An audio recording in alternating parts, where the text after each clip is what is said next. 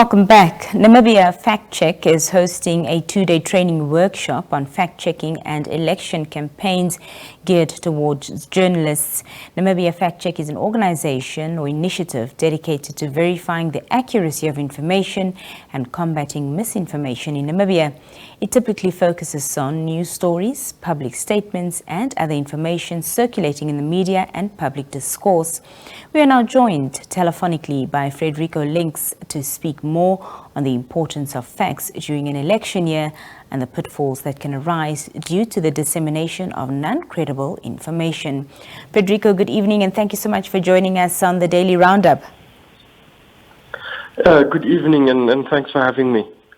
Frederico, briefly discuss with us the workshop on fact-checking and election campaigns and why it specifically focuses towards journalists. The aim is to,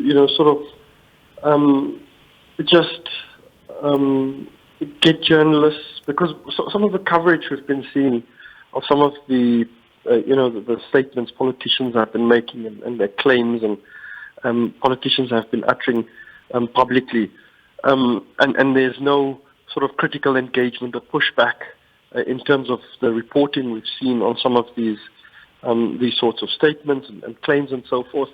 And we felt, let's do something around elections and just speak to how to engage with claims and statements that speak to factual evidence that speaks to the truth, and try and get journalists to understand and help them to understand how to better engage with politicians and political platforms on what they're saying out there in public to the electorate. Mm-hmm. How imperative is it, Frederico, that critical reporting is done of political parties' election campaigns?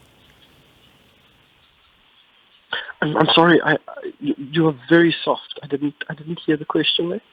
No problem. I was asking how imperative is a critical reporting of political parties' election campaigns?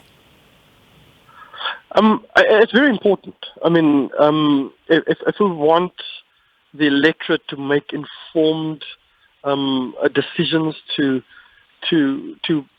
that who people vote for is driven by sort of rational decision making, it's important that the media coverage reflects critical engagement with politicians and political campaigns, and presents the fact if politicians are making claims and commitments towards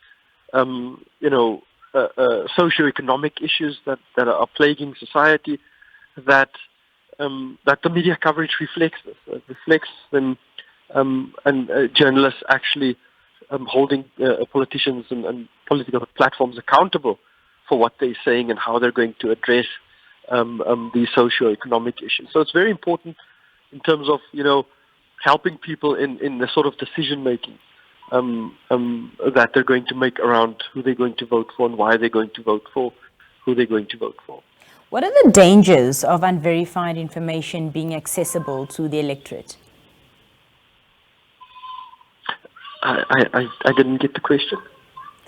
I was asking, what are the dangers with unverified information being accessible to the electorate? And perhaps in the same breath, you can also talk to us about how the electorate can determine what is fact or what is fake news. Yeah, I mean, we're seeing a lot of, especially on social media, we see a lot of content being shared that is false.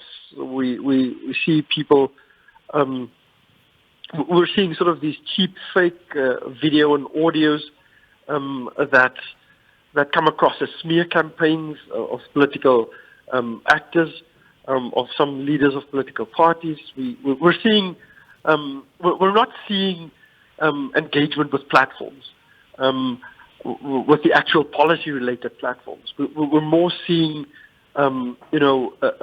campaigns aimed at discrediting and tarnishing and smearing And really, we, as the media, we need to elevate coverage above what people are encountering on social media. But we also need to be in the spaces where our audiences are, where the public is, where they're encountering this sort of information. So we need to be engaging critically on social media platforms as well, with the sort of content that people are seeing, that people are engaging with, and that are influencing how people view certain political parties, certain political actors, certain political platforms. So it's important that there's also this countering of the sort of problematic content that people are encountering on social media platforms. Mm-hmm. Just lastly, Frederico, what impact do you hope the tools journalists gain from this training will have on factual reporting? Can you just repeat that, please? I was asking, what impact do you hope the tools that journalists will gain from this training have on factual reporting? Well, I think the aim is to see more critical reporting of some of the political actors that are out there making statements and so on. Hopefully, this translates into better coverage that then, sort of gives the ordinary voter a much more balanced perspective of what's happening. But this isn't the only one. This is just the first, I think, in a series of workshops we'll be having of this nature, dealing, with journalists and various other actors around, the sort of information that we should be concerned about on the electoral information landscape, and that people should start, people should be cautious and be warned of what could come in terms of election-related disinformation and all sorts of falsehoods that we might see. So, this is just the first one, and hopefully, there is it translates into better coverage of what's happening. Well, Frederico, we thank you so much for your time this evening. Thank you for joining us here on the Daily Roundup. Thank you very much for having me.